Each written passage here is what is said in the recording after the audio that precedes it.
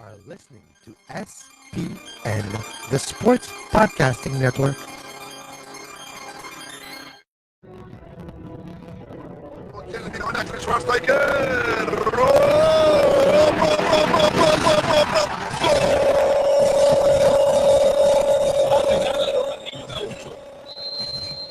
Ya lo hace, pierna derecha, directo al arco, ¡golazo! ¡Golazo!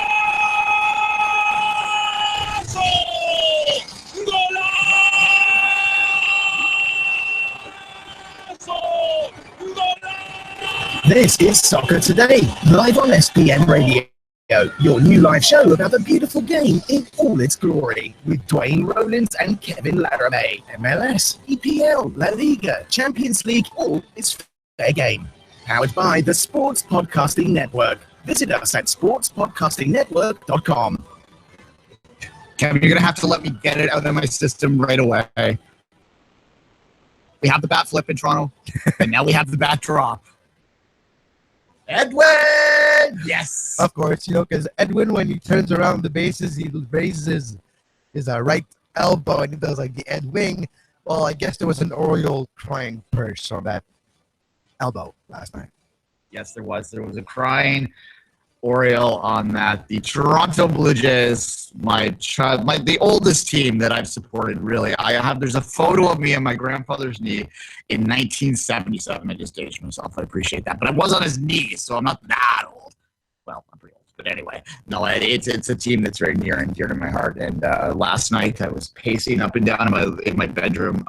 The cat was frightened of us. I was 13 minutes behind too because I watched it on MLB TV. Like I watched the stream of it, and it kept buffering because so many people were watching it that I was 13 minutes behind. So I couldn't be on Twitter, Kevin. I could not be on Twitter. And you know how hard that is for me?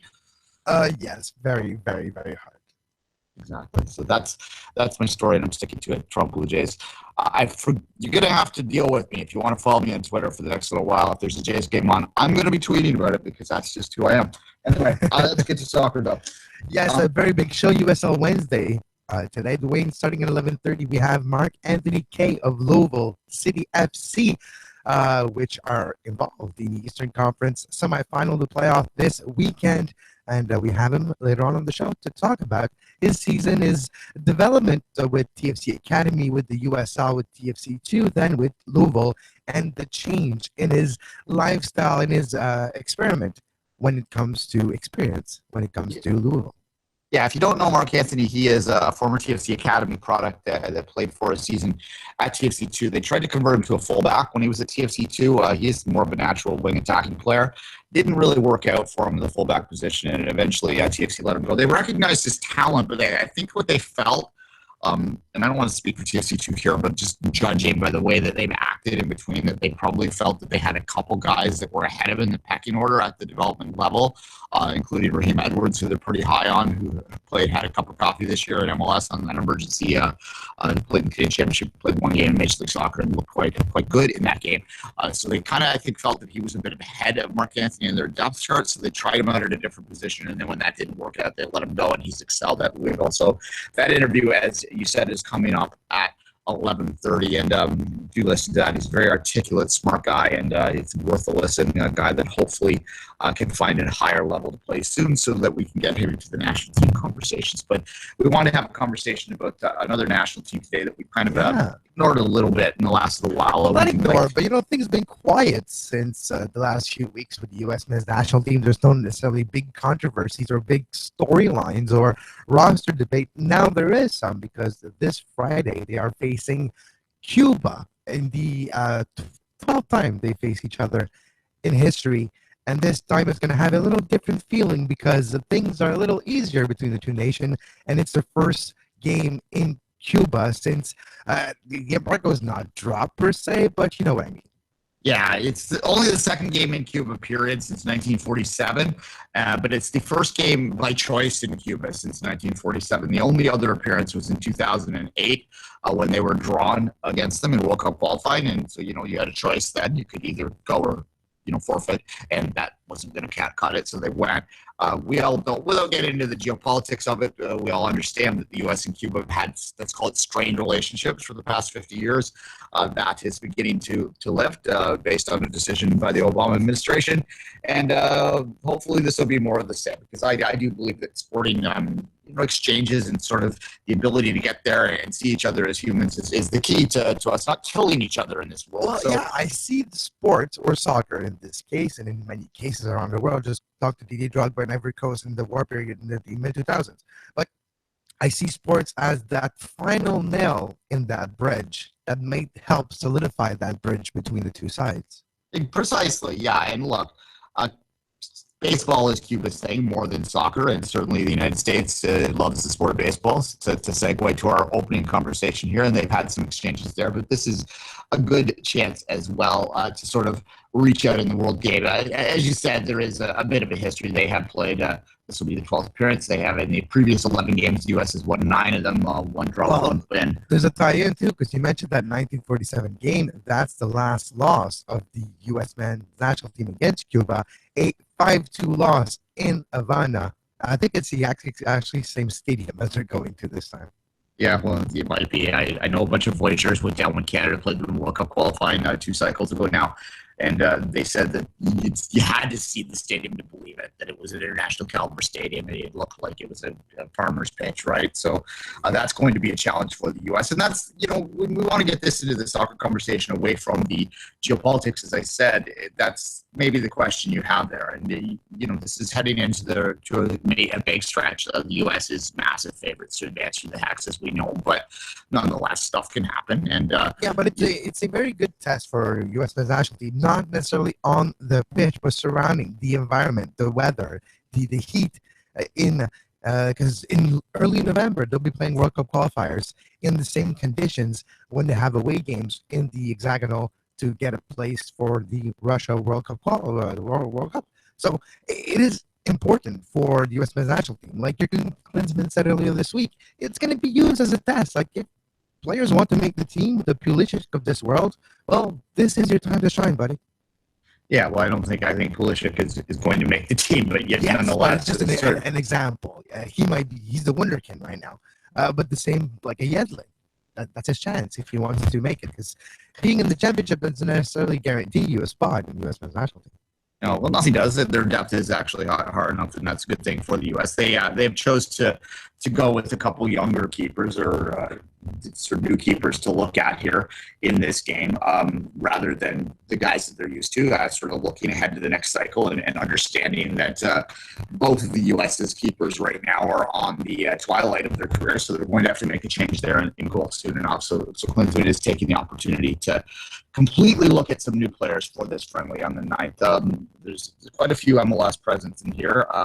Bedoya had to drop out, but there are 7 other guys that are on this roster, including TFC's Michael Bradley, Josie Altidore, which is going to make a lot of TFC fans just bury their head and hope for the best for the next couple of days. But nonetheless, they are on there. We have Wando, as he still has the photographs somewhere of Klinsmann in some compromising circumstances, so he's still got the call up. Jordan Morris got a call up in this one as well. That's certainly his first call up since he chose MLS over the German opportunities that were presented to him. A lot of people thought and speculated that Klinsmann might have punished him a little bit by keeping him out of the rosters during some of the World Cup qualifying games in the last round. But he is back into things now with the SMLSsoccer.com likes to call his U.S.-born record for rookie scorers, Yes. Which is funny to me. But anyway. Always interesting to see Chris Wando when he's named. Will we see him? Maybe, but you have a lot of strikers in the conversation right now with Bobby Wood and Julian Green from the Bundesliga in the forwards position. So we'll see if Wando gets actually any playing time. Wando's like the 5th striker, I would say, in the depth chart, 4th, 5th, depending on the case. And he was taken a spot by Jack McInerney for a short stint a few years ago. And then that Gold Cup where Jack McInerney played 22 minutes and didn't play after, and his career never been the same. But if you go back to the striker position, Wando is, you don't want it to be Wando being your, not that there's anything wrong with it, but to get resolved, I think an Altidore and Morris and Julian Green in form is key, especially in November. Londo's a different kind of striker, I guess, Yeah. is what you come down to. He's a streaky striker. He needs to get on a roll. Once he got on a roll, I remember when he got his record of 27 goals, Dwayne, when he started to score goals, it was actually impressive. But he's a player that needs to build that confidence. And if you don't start to build that confidence and it doesn't go up and peak, he doesn't get the same type of influence on games. Yeah, the other thing too, and like we're not there obviously in the room to understand what this is, and I kind of hate intangibles in a lot of ways sometimes, but I do think there is something to be said about team bonding and team unity and things like that. And it could be as simple as a guy like Wondolewski is just he fits in that unit. He's a guy that is able to perform the task of this striker, which is called a thankless He's the craft. sweetest guy ever. Knowing personally some people that interviewed him many, many, many times, he's the sweetest guy, so family oriented, focused, a great man, happy, jovial. You might be onto something here. Yeah, so he's a fifth striker, as you said, and that's a role that's not necessarily going to play a lot. So you want a guy that's not going to cause waves. It's not going to be sitting there demanding playing time. You're not going to get like Kai Kamara. He's not American, I know, in terms of the international scene, but he's not a player you're going to want in that role, right? Like a guy that has, Mario Balotelli is not going to be very good in a role like that. You're going to want guys that are harmonious, that are not going to cause waves, that aren't going to make media news to cause distractions, and that could be as simple as that when it comes to it. In terms of the opposition, I don't know what to say about Cuba. I don't know what player is that roster. I'm looking at these abbreviations for the teams they're on, and I'm like, I don't know what the hell these teams are. LHA, sure. LTU, okay. CMJ, oh, fine, perfect. All right.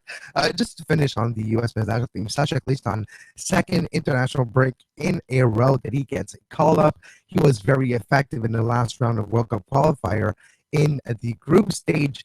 Now, in this friendly, Sasha Cliston might have a shot to actually get another look when it comes to the November game. So for him, the fact that he had a great season in New York, I don't know if there was any strained relationship with Klinsmann, but he was a forgotten player for about 3 years for the U.S. men's national team. He's back in the fold, yes, for some injury, but especially with Pedroia this time. But Klinsmann can maybe get a spot for the November games. Yeah, and that's ultimately what this is about, right? This is about trying to warm up, trying to get used to the situations that you're going to have to deal with in the next round, to give you guys just continued sort of approach with playing each other. That's exactly what these games are about, more than the result. Although the result should take care of itself. 6-0 was the last time the U.S. played Cuba. I wouldn't think there'd be much competition there. A couple other quick notes before we take a break and move into a bit of a conversation about the New York Soccer Wars, which will be a bit of a preview of an interview we have tomorrow with the New York Cosmos guest. Obviously, Canada is playing a couple games in this round two. We've talked about this already a little bit, so I'm not going to belabor it. I think it's good that they're still playing. I think it's symbolic they're still playing. They're bringing in some younger faces. They're bringing in guys that weren't there for a while, right? Jordan Hamilton and, yes, Jonathan Osorio is going to get a look again. So, Jonathan, it's up to him now to prove it. In Montreal, Anthony Jackson-Mel, who never really got a fair look as well at the senior level, is getting a call up this time. Yeah, and that's exactly what they should be doing. So there's not much more to say. We'll watch those games. Obviously, we'll watch them with interest, and we'll see how those guys do, because right now we're just building towards putting a competitive roster together for the Gold Cup next summer, which I think is important for us to focus on. And then once you get through that, then we enjoy watching the World Cup as outsiders again, as we're used to doing, and then we move into the next cycle, and lots of time for us to figure that out. Quick other notes too, the U.S. women's under-17 team, which was maybe one of the favorites in this tournament, did lose this week to Ghana. That was a bit of an upset. It was a deserved loss, surprising there, and it just shows how unpredictable U17 soccer is. We'll continue to watch that tournament and follow it as the games progress, but there's your update there. Kevin, let's take a quick break, come back and talk about the New York Soccer Wars.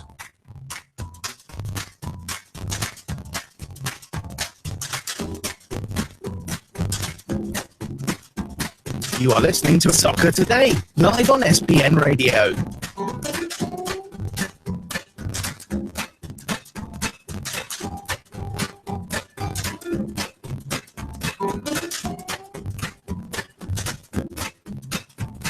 Visit sportspodcastingnetwork.com for more.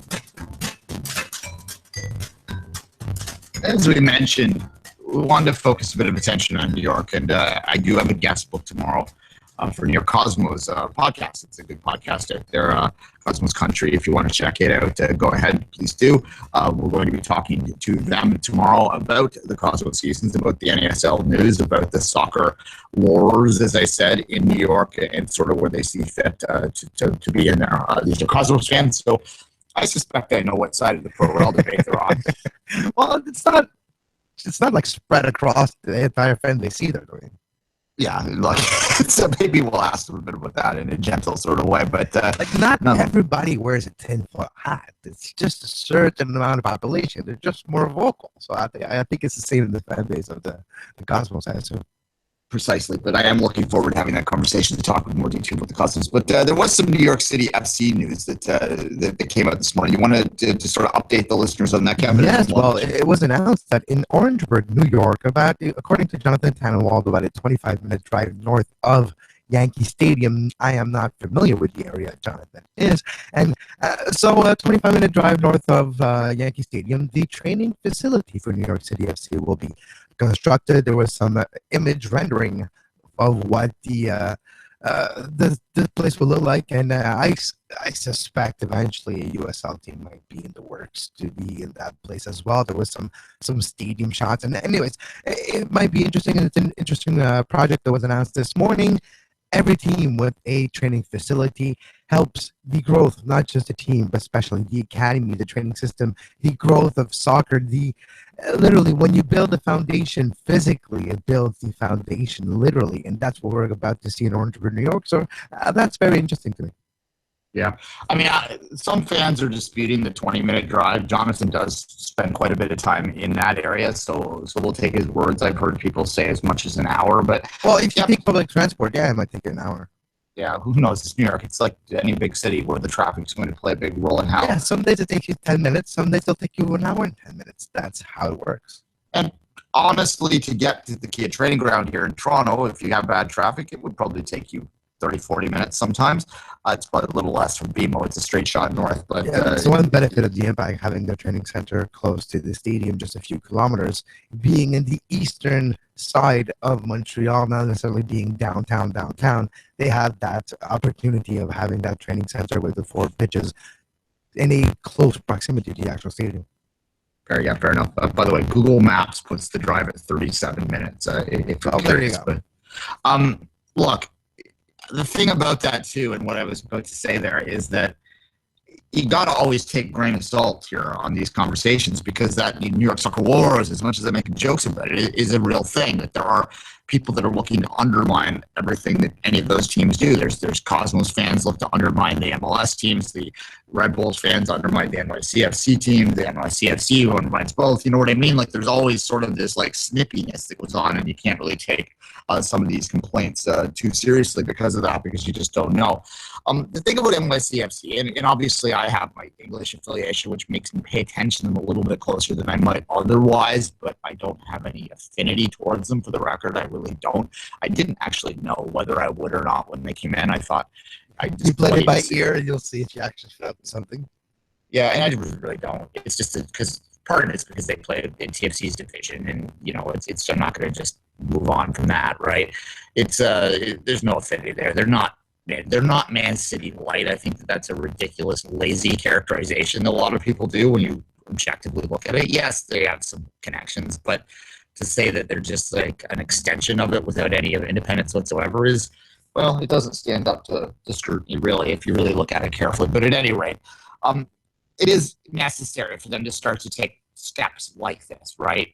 They do need to get a better footprint in the area, because I think that when I look and evaluate how the New York soccer scene is, and this is obvious in some ways, I think the Red Bulls are clearly leading the battle here. They have the established academy, which is producing great players. It's producing a great second team. It's a second team that may win a championship this year. NYCFC, if they want to truly compete long-term, in my mind, Kevin, they need to catch up on that front too. Forget about the fact that they're near in the standings right now, because that's an MLS season and that can ebb and flow from year to year. It's kind of fleeting in a lot of ways, but what's sticking, what's standing is that academy development, that ability to produce players, that ability to have a footprint in the region that goes beyond just game day. And right now, when you mention footprint in the region, that's why I get of it. The fact that I'll use Montreal as an example. That's the one I'm more familiar with.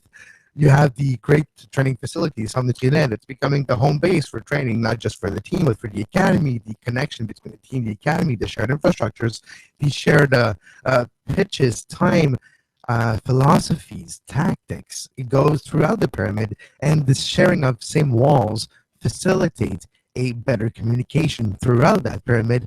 So, and when you rub shoulders in hallways, all those type of things are really helpful in development, not just at the top tier, but especially at the ground roots level where the actual amount of knowledge of the game grows. Yeah, no, like when I say knowledge, I mean like the amount of depth of tactics awareness and those types of knowledge actually grows, and it's going to spread because players that are not going to make just this team are going to get cut and go back to their own association and bring what they learned there. And the coaches, the same thing. They train coaches as well. So yeah, it goes deep. Yeah, they have, and Tia is the same way. You have pods. They have a pod system there where you have players that are coming in and out. If you walk into that building, and as I said, I've been lucky enough to be inside it, not inside the first team area because it is set up a little bit apart from the others. There's some security around that, but certainly in the academy area, it's just one door away. You can see first team players just wander through all the time. They clearly train in the opening. They're able to move players back and forth between whatever pod they're in, and the pod system is designed to sort of push each other, right? To have kind of a competitive element within the sort of overall element. So that's kind of what that's about. And they can all push each other and learn off each other and all that sort of stuff. And the first team is always right there. So yeah, this is important in that way. And what you're also seeing is it's important on an MLS level and a recruitment level. Yeah, because they don't have to drive downtown anymore. They could just drive every day to Orangeburg and once a week go to downtown. Well, they probably won't drive to Orangeburg. They'll probably live there. Yeah, well, that's where I was going. Yeah, and if I look, not to put it away, but a lot of the TFC guys will live pretty close to where they train, especially if they're guys that aren't on the higher end of the income level and might need to rely on some transit to get there at times. Which is the same for Montreal. And the other thing too is, look, if you look at where it is, it makes sense that not to make the New Jersey as a diss, but the Red Bulls are in New Jersey and that kind of control that area and have great access to the talent that's down there. By putting it kind of north, that's sort of making NYC try and claim that area of what is a massive area as their own to try and not mine the talent out of that. And I've always felt, to take this back to the City Light stuff, I've always felt that's the biggest advantage that Manchester City might get out of having NYCFC beyond sort of marketing branding stuff, is they might be able to identify some players. And I don't think there's anything wrong with that. I think it benefits NYCFC if anything, because if you're identifying players and you put a lot of effort into that, you're ultimately, NYCFC is going to get something out of it for whatever amount of years that are there. They'll get the majority of it, because how many are going to break through the final glass ceiling that will be from MLS to Premier League or MLS to the system of the city? There's still going to be a last breaking ground and proving ground. 5 years at top end, right? Yeah, but there's going to be 4 or 5 that make it to the last proving ground, which will be NYCFC. So it'll still benefit the majority of the players of the playing time, especially. Yeah, and so I think that's a big part of it, that too. We have 5 minutes left in this block. Where does the Cosmos fit into all this? And that's always a big question, and something that I'm going to focus a lot on the interview on tomorrow. But that's to explore that a little bit right now. Is there room for the Cosmos in that city? Is there? I don't know. I think there probably is. It's a very big area, but how do they get the foot in? They're going to change next year, right? They're moving. I can't remember where, but they're moving next year. They're not going to be at the same spot in Coney Island that they were before. So that's going to be interesting for the Cosmos, how they're going to move forward with their physical imprint, because that's always the goal, right? You want your facility. You want your training ground. You don't want just to borrow city fields or to rent a place every now and then. You want your own. You want your logo on the side of a building that says to the community that you're here physically and not just here when you play games. Yeah, precisely. And that's ultimately, I think, where they suffer right now, is that they don't really have something that's naturally identifiable as their own. So they attract sort of I'm going to say this carefully. The perception is they just sort of attract people that are angry at the world. I can't get it in my head, the word I was looking for there, but anyway, they sort of have that perception out there. So that may in fact hold other people back from supporting them if they think that, right? Like, I don't want to go down there and deal with those people, sort of thing. So that could be holding them back a little too. But look, I do think ultimately, just like I think about NASL, that there absolutely is room for quote unquote an alternative for some people to find and support and enjoy and love within a city the size of New York, and hopefully the Cosmos can find their way there. That historic name, it does have some value too.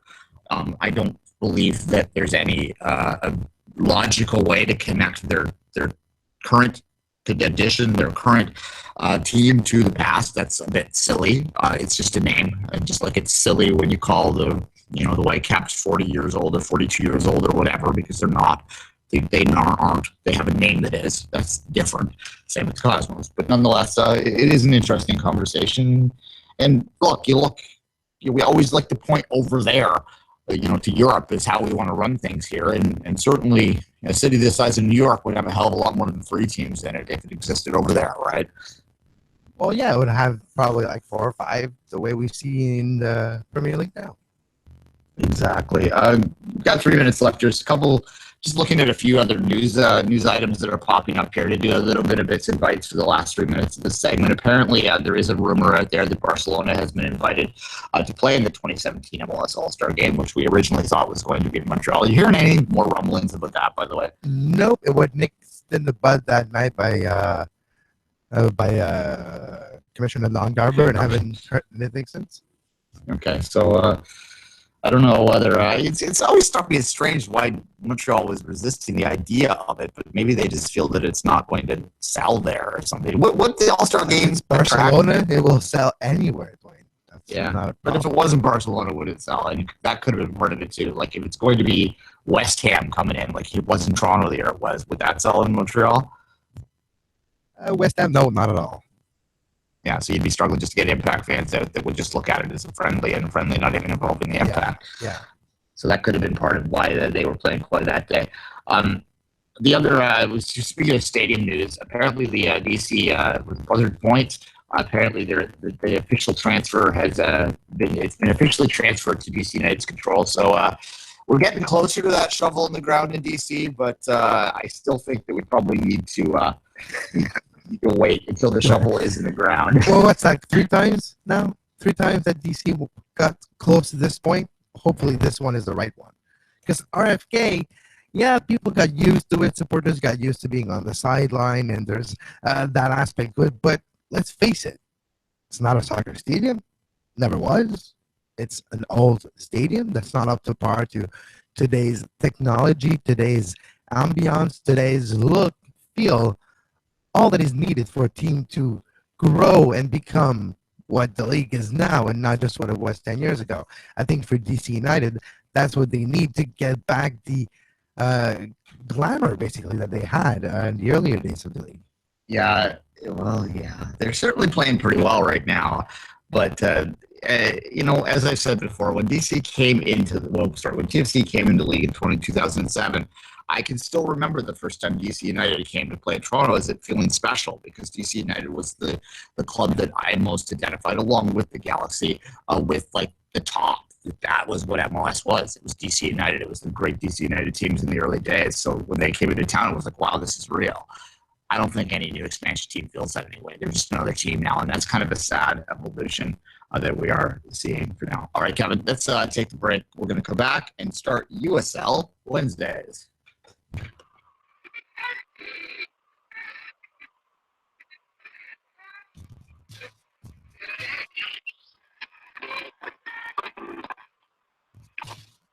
This is USL Radio on the Sport Podcasting Network, the longest running podcast entirely dedicated to the USL. And welcome back to Soccer Today on USL Wednesdays. Dwayne Rollins with Kevin Laramie on the line. Joining us from Louisville is Mark Anthony Kaye. How you doing, Mark? I'm good. How are you guys? Good. You and I covered you way back when you were at League One Ontario, and I want to start there. with that team that was in the academy for TFC and sort of the amount of success that club had that year. And that was the first year of that league. Just at that point, if you could go back in time and go at that point and tell me what it meant to you guys to have that opportunity to have such success. And then there were a few players on that team, Mobabuli at TFC as well, that have gone on to success. So talk about that year and what it meant to your development as a player. Yeah, well, when the League One came in, it was great because it added needed competition around the Ontario area. So we were really looking forward to competing in that. And as you can see, League One has continued to grow. So we were happy to be able to be in there and actually be a competitive team and end up winning the league. It was fun. And I think that it's helping Canadian soccer players move in the right direction, having something like that in your hometown.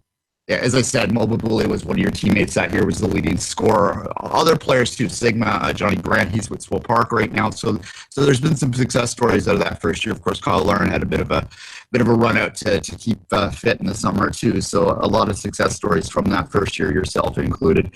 At the end of that year, you did actually go to Wilmington for a little bit. So talk about that and the importance of getting away from the comfort zone of Toronto and the GTA for that stretch when you were a young professional.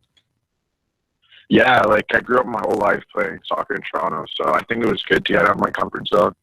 When I got the opportunity to go to Wilmington, I didn't hesitate with it, knowing that I'd be playing with, let's say, more aggressive players and people really fighting for something out there. And it was a good time, good experience, and I think it helped me grow as a player. And I really relished that opportunity, did well there, and then came back and ended up being with TFC2 for the next season.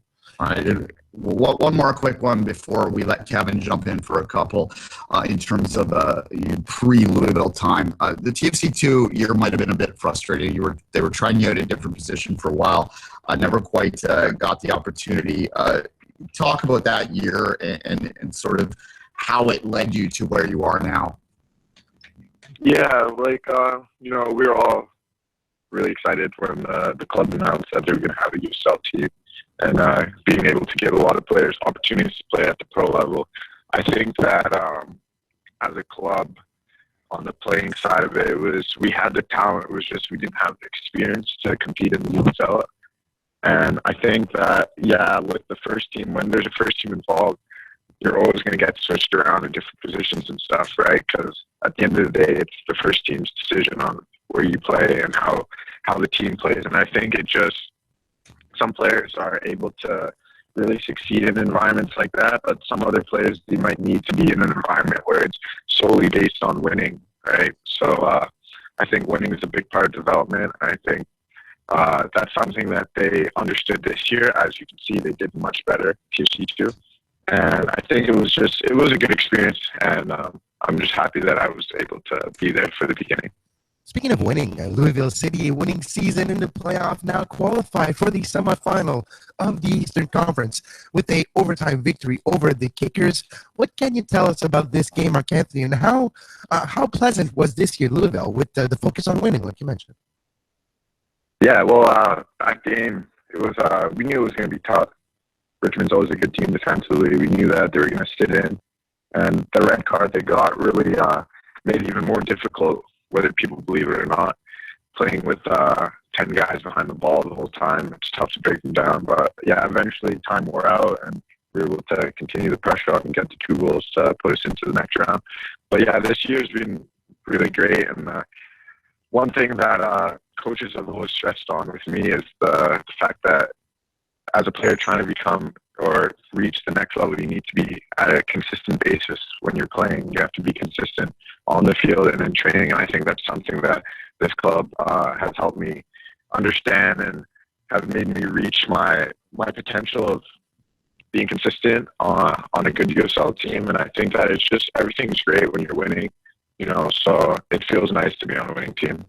I'm wondering, Mark Anthony, if you were surprised when you arrived in Louisville to see the amount of coverage this team gets compared to some other USL team. And I'm thinking about the Louisville City, but there's FC Cincinnati and other big clubs that you had the chance to face with big crowds this season. Were you surprised by the level the USL reached this season? Yeah, I was, because back when I actually came to the USL, I think there's only like 14 teams, and now it's crazy. There's like 30 or 31. And it's just like the fan base here is unbelievable, and the fact that the city just wants to promote the team as much as possible is great, and it helps the players in a sense that when you're doing well, other people are going to see you do well too. It's not just hidden, and I really enjoyed it here. Mark Anthony, let's turn our attention to your next matchup. You're now, of course, just 2 wins away from the title, really. So that's got to be a little bit exciting. And Charleston is your next opponent. I know you don't want to give it all the secrets away, but how do you feel the final game on October 8th? Yeah, Charleston's another team that is very good defensively. They have some strong players going forward, but I think if we just play our game plan, then we'll be able to get the result that we want. It's not going to be easy. Playoffs is always hard. As you can see, like even in the West, top being knocked out in the first round. So it's what team shows up on that day, right? So we got to make sure that we have our best foot forward and that we're able to deal with anything they throw at us. I know you're focused on the present and the playoff right now. What's in your immediate future? What do you see coming for you next year or 5 years down the road? Is MLS the ultimate goal, Mark Anthony? Well, yeah, for sure. That's something that you strive for, especially being in the USL, being so close to connected MLS teams. That is something that I think I can just not just speak for myself, but many of my teammates too, is something that you push for. But right now, I'm just trying to focus on what's at hand first. And I feel like if you're just playing soccer and enjoying it, opportunities will always arise. So I'm excited for what the future holds. Okay, let's go back a little bit and take a bit of a broad stroke question here. You mentioned some of the differences it was between your early years, as a young professional until now. So just talk about what you've learned playing for a club like Louisville in terms of what it means to be a professional, what it means to get up every day and know that you're a professional athlete, that you have to keep your body in top condition. Like talk about some of those things that you didn't anticipate maybe a couple years ago that you now understand are necessary to being a successful professional. Yeah, I realized that the main thing about being professional is being in a competitive environment all the time. As soon as you feel like you're too comfortable, then that's when you start to slack off. And I feel like at previous clubs, like even when I was at TFC Academy, before they implemented League One, there wasn't much competition for us, right? And the same goes with TFC too. It was tough, going into training every day, training with younger players that, they might be good players, but you need to be at a level where you're competing. You have to be competing every day, right? And that you were only really getting that if you trained with the first team. So I think Louisville City has really helped me grow as a player when it comes to dealing with, okay, maybe you're not in the starting 11 today, maybe you're not in the 18, and realizing that there's added emotions you have to be able to deal with as a soccer player. And I think moving away from home was a big one for me, and it just got me out of my comfort zone and really pushed me to excel. You've had a little bit of a connection. You've seen the first team at TFC play, train day in, day out at the Kia Center up there. You would have been pretty close comfort zones up there with them then. So what is the biggest difference in your mind between a typical USL player and an MLS player, a squad player there? Well, what is that gap? How do you close it? Well, I think that this is something that everyone has an opinion on. And because I was so close to the MLS players, they are very technical and stuff, but I don't think there's that much of a gap between a USL player and a squad player in the MLS. Yes, you have your Michael Bradleys, your Josie Altidore, Strastrovenko. Those players are top world-class players. But then the rest of the players, it's very close, and you see that it happens a lot where MLS players come to USL teams to play, and they don't shine, and then they go to the MLS, and the next thing you know, it's this big thing. So it just shows you that I think that as long as someone gives you an opportunity and you show and take your chance, that you can do well there. So I just would say that if anything, it would just be consistent performances, and that's what keeps you in MLS. All right, okay.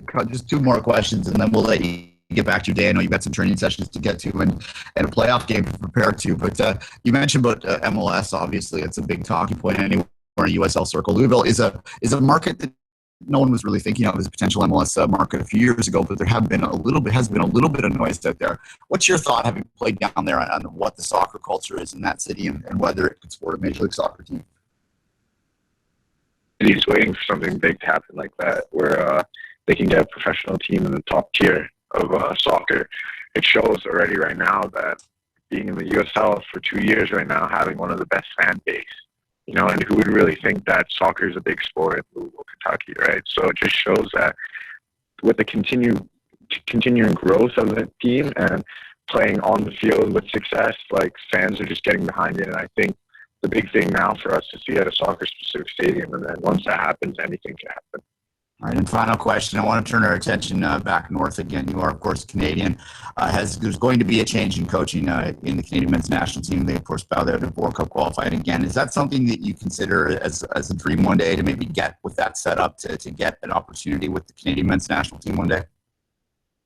Yeah, for sure. As a Canadian player, 100%. That's something you strive for. But again, like I said, it's your club soccer you focus on, and if you're doing well there, then people will see you. And like, I got the opportunity with the U23 team this past year, which was great, and it was my first call up ever. So I feel like as I continue to grow as a player, that more opportunities will open, and I hope that I'll have another opportunity with the national team. And an opportunity you have right now is to win a USL title. So we'll let you get back and focused on that. We thank you for your time, Mark Anthony, and we wish you luck moving forward. Thank you. I appreciate you guys.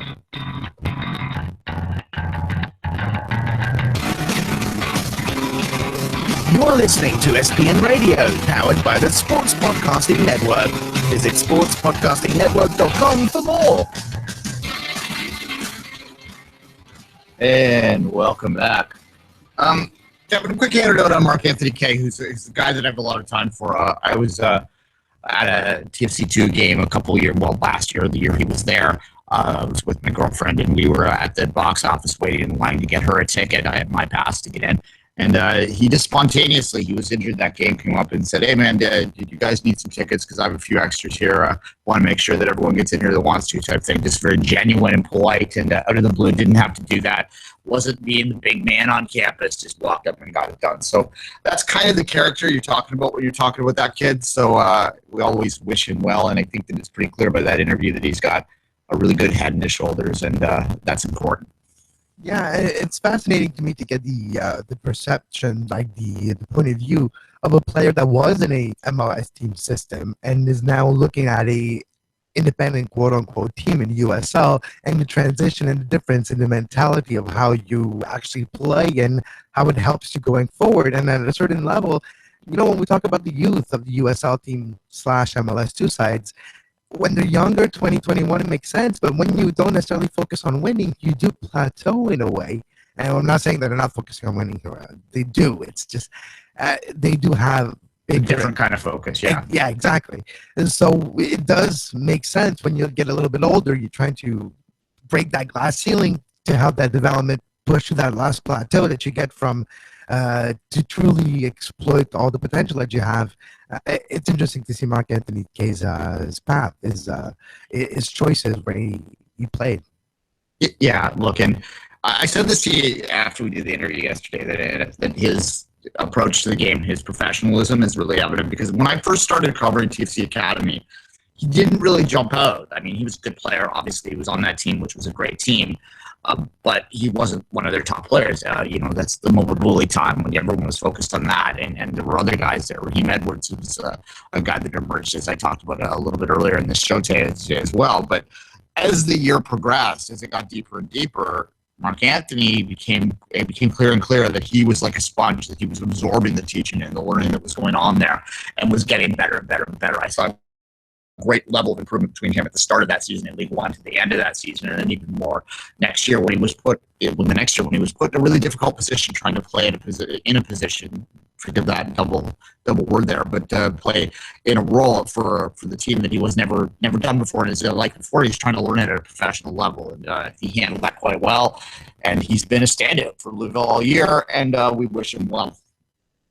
Kevin, I think that on that note, let's move on. I do have a bit of... Yeah, I was going to mention, you have some PDL news to drop in during this USL radio segment. Yeah, and this is an interesting story. I was contacted by someone that I work with out in BC sometimes to tell me that he and I'm going to leave his name directly out of it just for the moment until it's official because it hasn't been completely confirmed at all the levels that it has to now. But a BC group that is not affiliated with the Vancouver Whitecaps, and I think that that's an important part of this story. They are not affiliated with the Vancouver Whitecaps. Has purchased a PDL franchise.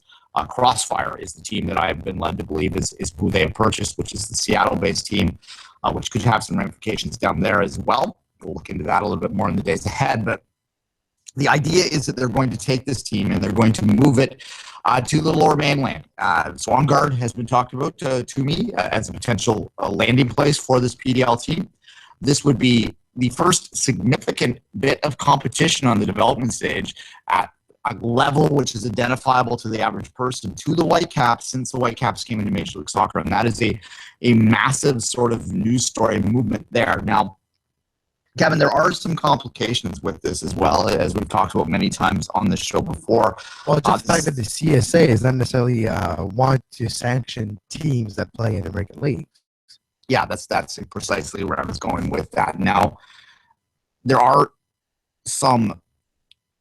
is some wiggle room on that, and there always has been.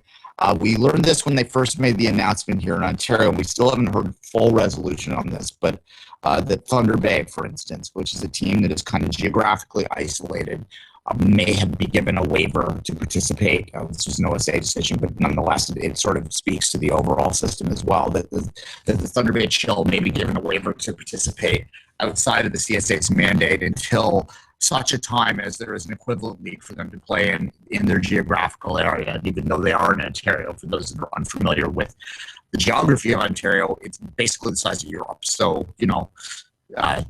you figure that, wrap your head around that, right? Like Thunder Bay, you pretty much have to fly there if you're coming from the GTA, if you're going to do it in any reasonable amount of time. So otherwise, it'll take you, one day? Ontario is so big, like 1 day to get there? But I drove from just outside, I'll tell you, I drove from an hour outside of Thunder Bay, an hour east of Thunder Bay to my parents in Belleville, which is on the east. So that would be through the GTA, and it took me 17 and a half hours.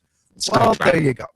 You can be in the Carolinas with that time where it's hot and nice. Yeah. Or Thunder Bay if you choose. Sure, you get my bias here. I'm going to go play golf. I have to drive 17 hours. It's very pretty up there. I'll give you that. At any rate, it's very pretty for 2 months. Month and a half, and the black flags aren't out. Exactly.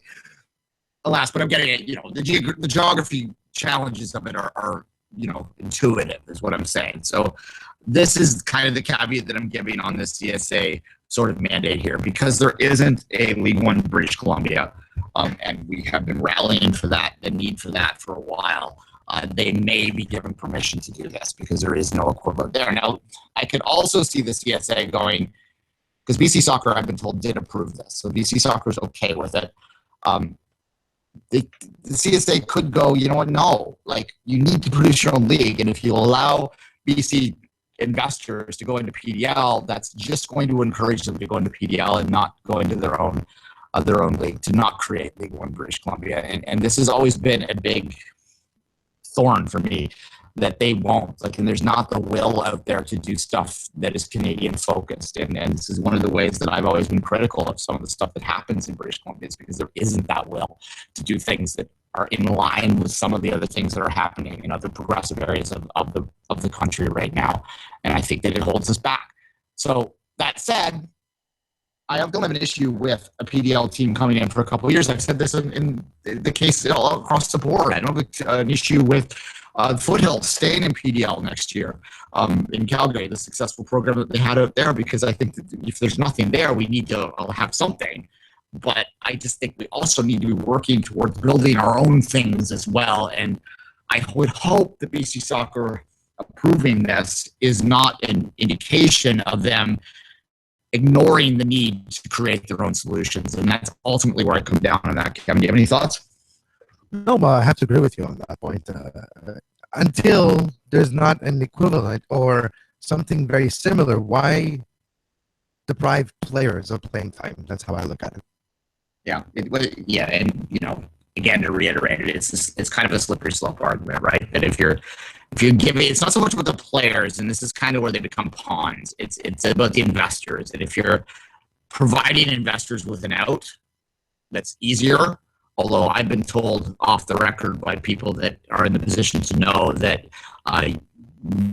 running a PDL team is basically running it's a losing franchise. Yeah, it's like you might as well just put a blender with your money in it, is what I've been told. Yeah, so you don't do it for wanting to make money in the long run. You do it for the benefit other than making money. Players, you do it for passion. Let's face it, it's philanthropic. It's a philanthropic idea to own a USL PDL team.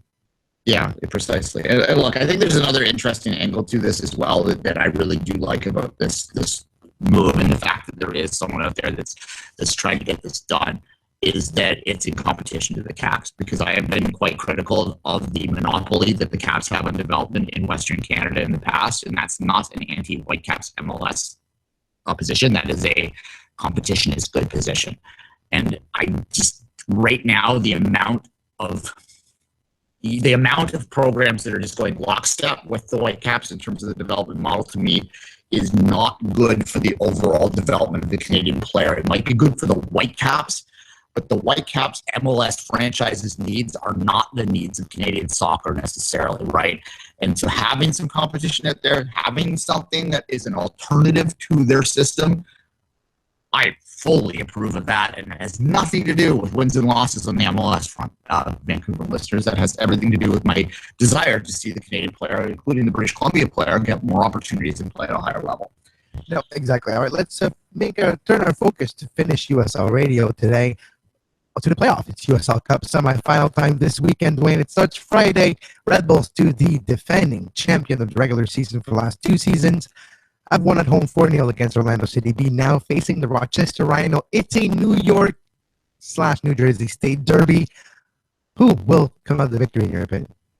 Well, the Red Bulls are my favorite in the East. I think they just have a lot going on there right now. No, I mean, the Rhinos have done well to get back to where they are. They do have a lot of experience. They're truly well coached and all that sort of good stuff. But I do think that the overall skill level of NYRB 2 is something that can't be ignored. And I do think that we're getting closer and closer to a time when those two teams, if they're well run, just because of the raw talent that's there, and if they can find the right balance, aren't really necessarily going entirely development focused, that I do think you will see more and more times when the two teams are advancing deep in the USL season. Mark Anthony Kaye's Louisville City FC versus the Charleston Battery, who upset FC Cincinnati at home 2-1. The Battery of Charleston, will they do an upset against Louisville? Louisville is at home. They beat the Kickers 2-1 in 2-0, but it was late in extra time. What do you think is going to happen? Will Mark Anthony Kaye see the Eastern Conference Final? Let's go with an MAK hat trick, just because. It's called the Soccer Today / USL Radio Bump. Yeah, exactly. No, look, that's a good matchup that either team could win, and I think soccer wins that matchup because you have a great young franchise in terms of Louisville that has a lot of passionate fan base and a lot of sort of early success with good guys like Mark Anthony Kaye playing on it versus just what I think is the quintessential lower division American team out there in Charleston. That's to me if you were to open up a dictionary and have lower division American team defined, it would just have their logo in my mind. So either a team advancing to the final is fine by me there, Kevin. Let's move to the Western Conference. Swope Park Rangers, coached by Mark Dos Santos, in his first season with the team, first season in existence, are already in the semifinal of the Western Conference versus the OC Blues, who won in penalties against Sacramento Republic. The season top of the Western Conference season, Sacramento. Yeah. OC Blues upsetted them. Now Swope Park versus OC Blues. Do you see another upset in the OC Blues? You never know, but I think that you've got to consider Swope Park to be the favorite here. The new model of the two teams that are slightly away from their parent club, which I think might be the better model to go than the way that Toronto and Montreal and teams like that, or New York even do teams like that now in terms of trying to develop their own culture. But well coached, some good players there, well supported. I would have to say Swope Park's a pretty dominant favor there, although the OC Blues are a team that is also very well run, independent team. It's highly successful out there, was my preseason pick, so that's not to discount them, but right now you have to look at Swope Park as being the favorite. In the other side of the bracket in the Western Conference, Dwayne, Colorado Springs lost 2-1 at home against Vancouver. WFC2, the better Vancouver team at this point, is moving on to the semifinal versus OKC Energy, who beat the Toros. Toros, in their first year of existence, made their way into the playoff, but lost against OKC, the more experienced team, coached by the White Puma himself, Jimmy Nielsen. If Alphonso Davies plays, I think the Whitecaps win. If they don't, if he doesn't, I don't think they do. That's my prediction there. And right now, there's no indication he will, but certainly there's still time to make that decision. Exactly. So the games are as follows. October 7th, the Red Bulls 2 versus Rhinos at 7 p.m. You have on Saturday, October 8th at 3 p.m. Eastern, October 8th, exactly, WFC 2 versus OKC Energy. Same day, October 8th, 7:30 p.m., Louisville City FC versus the Charleston Battery. And Sunday, October 9th at 4 p.m., Swope Park Rangers versus the OC Blues. All right. Before we say goodbye on the day, there was another little bit of USL news that came out today in terms of a partnership with Opta. And this is very exciting news to anyone like myself who does tend to lean towards the idea that there might be some value to be found in stats, in sort of those advanced numbers that are out there. And I know it's not everyone's cup of tea, and I don't expect it to be, but I think that if you want to at least as a comparison basis, as a when you sample data, you want to make sure that the samples are taken the same way across the board, and that's what Opta gives you. It's going to give a consistency across the entire USL, which is continuing to grow, but it gives a consistency on how the stats will be gathered, managed in real time. On the press box experience, you will have distribution of stats that you do have as a MLS game or any Opta partnership game that I assisted, which was CONCACAF, FIFA, or in the MLS. You do have the same experience now with the USL. You can compare numbers now because it's gathered the same way, so the numbers are comparable because they're the same rigorous way that they've been taken. So it's really a really big news for the USL. I'm not saying that it legitimizes it, but it gives at least the players a chance that if your numbers are really that good, well, they'll be comparable, and maybe we'll see players being discovered because of this that weren't maybe discovered before. Yeah, that's a possibility. And also, I think just having those two leagues that are working together to have that ability to sort of look at what's been, like, give this a couple years, this partnership, and you can start to see the players that have been successful coming up and looking at what they look like while they're in USL. Like, you can start to find patterns of, in these numbers that you can then maybe identify to help you identify hidden gems, right? That's going to take some time. And it won't necessarily happen, but I think the possibility of it happening is there now. And it's another tool for evaluation. Anyone who dismisses stats, to me, are just why would you dismiss anything that's out there? It doesn't have to be the be all end all, and no one is suggesting it is. But I think that this is a great news for those that want to look for new ways to evaluate talent, and hopefully we can unlock those numbers a little bit. All the smart people working there with their hashtag math brains. Shout out to Up the Sam. Up the Sam, what's up? All right. Hashtag the end. Kevin, any final thoughts on today's show and the USL Wednesday in general? Well, stay tuned. USL Wednesday will be back next week with a review of the conference semifinal and a preview of the conference finals. Soccer Today is back tomorrow, 11 a.m., with a look at the New York Cosmos. And until then, well, as always, have a great soccer. You were listening to SPN, the Sports Podcasting Network. Visit us, sportspodcastingnetwork.com.